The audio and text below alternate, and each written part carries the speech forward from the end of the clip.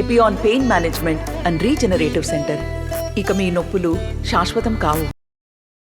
లోక్సభ ఎన్నికల సమరం మొదలైంది. నామినేషన్ పర్వం పూర్తయింది. ఈ క్రమంలో ప్రధాన పార్టీల మధ్య మాటల యుద్ధం కొనసాగుతుంది. సో ఇదే అంశానికి సంబంధించి భారతీయ జనతా పార్టీ జాతీయ ప్రధాన కార్యదర్శి కరీంనగర్ సిట్టింగ్ ఎంపీ బండి సంజయ్ ఉన్నారు. సంజయ్ గారు నమస్తే. సో ఒక మాటల యుద్ధంలాగా చూడవచ్చు. భారతీయ జనతా పార్టీ అంటే కేంద్రంలో అధికారంలో ఉన్నటువంటి పార్టీ ప్రాంతీయ పార్టీలను ఎదగనిస్తలేదని మాజీ ముఖ్యమంత్రి కేసీఆర్ ఒక కామెంట్ చేశారు. ఆయన కుటుంబాన్ని ఎదగనిస్తలేమని ఇప్పటికే బాగా సంపాదించుకున్నాము. వేల కోట్ల రూపాయల ప్రజాధనాన్ని మేము దోసుకున్నాం. తెలంగాణ రాష్ట్రాన్ని అప్పులపాలు చేసినాం, అధోగతి పాలు చేసినాం. కాబట్టి ఇంకా చేసుకుందాం అనుకున్నాం. భారతీయ జనతా పార్టీ మమ్మల్ని అడ్డుకునే ప్రయత్నం చేసింది దోసుకోవడానికి అని చెప్పి ఆయన కుటుంబం గురించి ఆడటం తప్ప వేరే ఆడటం కాదు. కాబట్టి ఇలా బీఆర్ఎస్ అనే ప్రాంతీయ పార్టీ వల్ల జాతీయ పార్టీ పెడదామని చెప్పి అనుకున్నా కూడా ఏం పీకలేకపోవడం వలన ప్రాంతీయ పార్టీ వల్ల తెలంగాణ రాష్ట్ర సమాజానికి ఒరిగింది ఏంది? 5 లక్షల కోట్ల రూపాయలు అప్పు చిప్ప చేతికిచ్చి ఆ కుటుంబం పుట్టుబడి సంపాదించింది, మాకేమో చిప్ప చేతికిచ్చింది. అంటే ఇటువంటి ప్రాంతీయ పార్టీలు బీఆర్ఎస్ లాంటి ప్రాంతీయ పార్టీలు ప్రజలకు అవసరమా? అంటే ప్రజలు అవసరం లేదని చెప్పే ఇవాళ తరిమి కొడితే ఇలా కేసీఆర్ అనే వ్యక్తి ఫామ్ హౌస్ పరిమితమైండు. మరి కేసీఆర్ వ్యాఖ్యలను ఎవరు పట్టించుకోరు, కేసీఆర్ని ఎవరు పట్టించుకునే స్థితిలో లేరు. రేవంత్ రెడ్డి స్వయంగా ముఖ్యమంత్రి హోదాలో బీజేపీ అంటే బ్రిటిష్ జాతీయ పార్టీ అని చెప్పి కామెంట్ చేశారు. ఎట్లా స్పందిస్తారు? భారతీయ జనతా పార్టీ వ్యవస్థాపకులు అటల్ బిహారీ వాజ్పేయి గారు. అటల్ బిహారీ వాజ్పేయి గారి యొక్క దేశభక్తి, వారి యొక్క గొప్పతనం, వారి యొక్క వాక్చాతుర్యం, వారు ప్రధానమంత్రిగా ఉన్నప్పుడు ఈ దేశానికి చేసిన సేవలేందో ఈ దేశ ప్రజలందరూ తెలుసు, ప్రపంచ దేశాలకు కూడా తెలుసు. అటల్ బిహారీ వాజ్పేయి గారు పక్కా ఇండియన్. భారతీయ జనతా పార్టీలోనే భారతీయ ఆత్మ ఉంది, భారతీయత ఉంది.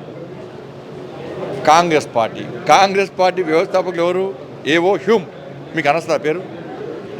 ఏవో హ్యూమ్. ఆయన బ్రిటిష్ వాళ్ళకు ఉంటే పార్టీ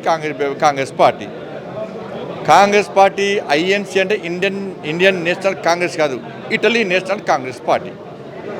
ఇక్కడ ప్రజలు తెలుసు కాంగ్రెస్ పార్టీ 57 సంవత్సరాలు దేశాన్ని పాలించిన పార్టీని పూర్తిగా భూస్థాపితం చేసిన ఈ దేశ ప్రజలు.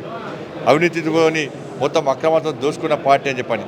కానీ ఇటలీ బీజాలతో ఇప్పుడు కాంగ్రెస్ పార్టీ నడుస్తున్నది కాబట్టి ఇటలీ నేషనల్ కాంగ్రెస్ను ఈ దేశ ప్రజలు విశ్వసించరు, వాళ్ళకి సపోర్ట్ చేయరు. రాముని మీద భక్తి గుండెల్లో ఉండాలి, అభివృద్ధిలో ముందుండాలని చెప్పేసి మంత్రి పొన్నం ప్రభాకర్ ఒక కామెంట్ చేస్తున్నారు. ఒకటి ఎట్లా చూడచ్చు? ఎవరిలో పడితే వాళ్ళ మీద మాట్లాడే వ్యక్తిని కాదు నేను. సో సభ్యతతో కూడుకున్న వ్యక్తిని, సంస్కారంతో మాట్లాడే వ్యక్తిని నేను. గరీబోళ్ళ బిడ్డ గడీల దొరలకు మధ్య జరుగుతున్న పోరాటం అంటున్నారు. ఎట్లా చూడవచ్చు? దొరలు అంటారు, నేను దొరలు వాళ్ళిద్దరు డబ్బున్నోళ్ళు. వారు కేసీఆర్ అనే నాణానికి బొమ్మ బొరుసులు అంటారు. వాళ్ళ గడిలో బతికేటోళ్ళు, వాళ్ళు గడిలో వారసులు కాబోతున్నారు. వాళ్ళు 100 కోట్లు ఉండి అలా రాజకీయాలకు అలా ఎన్నికల్లో పోటీ చేస్తున్నారు. నా మీద 100 కేసులు ఉన్నాయి. ఆ 100 కోట్లతో గెలిచి 1000 కోట్లు సంపాదించుకోవాలనుకుంటున్నారు. నేను ప్రజల కోసం ఇంకా 1000 కేసులు మీ చేసుకొని యుద్ధం చేయడానికైనా నేను సిద్ధం.